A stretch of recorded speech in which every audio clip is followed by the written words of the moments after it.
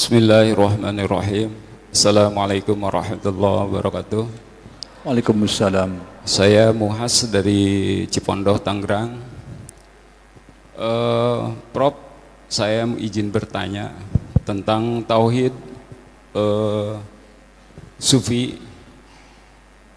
Tauhid sufi itulah adalah yang tadi saya cerna itu bertujuan untuk menjadikan manusia bermartabat, yaitu insanul kamil ya. Yang mungkin saya tanyakan di bagian sesi jawab ini, gimana ada ungkapan sufi, kenalilah dirimu sebelum mengenal Allah, dan gimana cara memaparkan kehidupan pengenalan diri sendiri itu dengan menjadikan tauhid sufi yang bermartabat itu satu. Dan pertanyaan kedua, kalau boleh nih, tadi dipapar dari yang pertama itu dengan Syekh Sidi ya, bahwa kita ini untuk bertorekoh itu memang bertujuan untuk mendapatkan bimbingan dari mursyid ya, untuk menjadi manusia ataupun bertujuan ke mardotillah atau insan kamil juga. Nah, yang saya tanyakan dari pertanyaan Sidi itu, kenyataannya di masyarakat itu orang merasa alergi atau merasa susah bertorekoh itu. Mohon paparan dan penjelasannya. Sebelum dan sesudahnya kami ucapkan terima kasih. Wabillahi taufiq wal hidayah. Wassalamualaikum warahmatullahi wabarakatuh.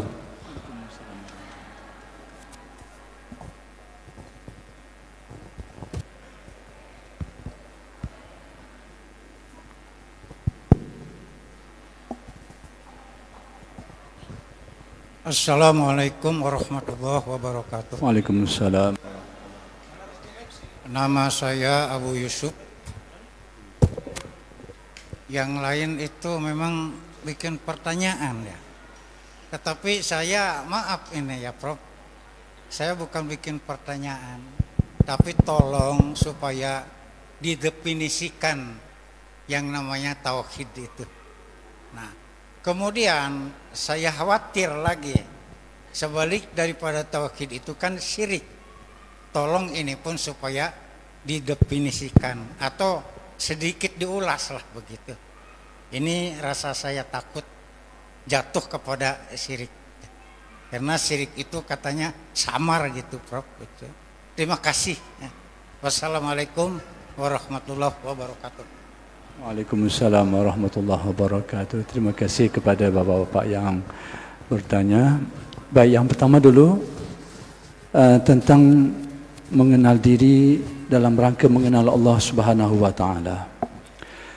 Ternyata bahawa ini selalu dirujuk kepada kalam yang masyhur, kerana ada ikhtilaf sama ada di hadis atau tidak, itu masih ada pertikaian.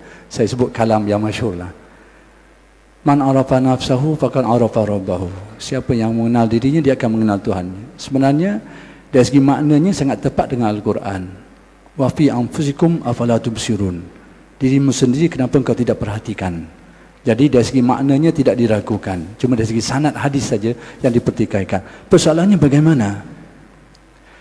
Ada dua cara. Satu cara usuluddin, yaitu memandang diri manusia sebagai dalil kepada Allah Subhanahu wa taala.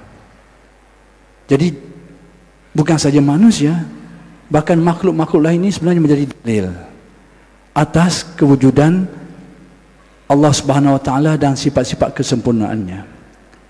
Kita makhluk sudah tentu menjadi dalil kepada adanya Khaliknya. Kita marzuk yang diberi rezeki sudah tentu menjadi dalil kepada Ar-Razzaq, Ar-Razik yang memberi rezekinya, dan sebagainya lah.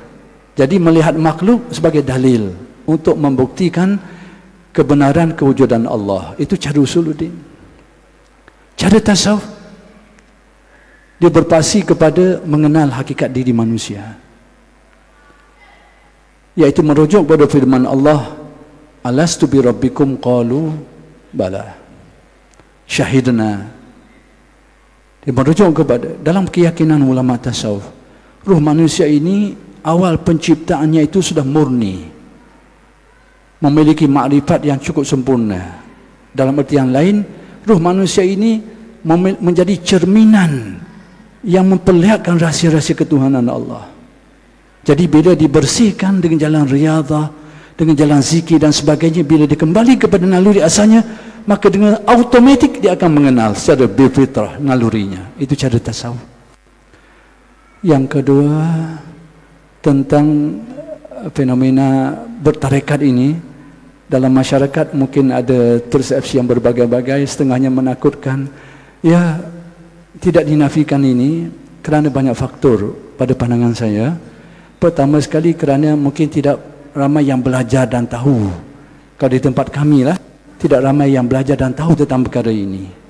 Dan mereka ini pula membaca media massa, membaca surat kabar, membaca internet dan sebagainya, yang memaparkan hal-hal yang negatif tentang tasawuf ini, lebih menakutkan. Kemudian watak yang ditunjukkan oleh segolongan ahli tarekat itu sendiri kadang-kadang menakutkan orang ramai, kadang-kadang dengan watak-wataknya itu yang bermacam-macam lah, dan menakutkan juga.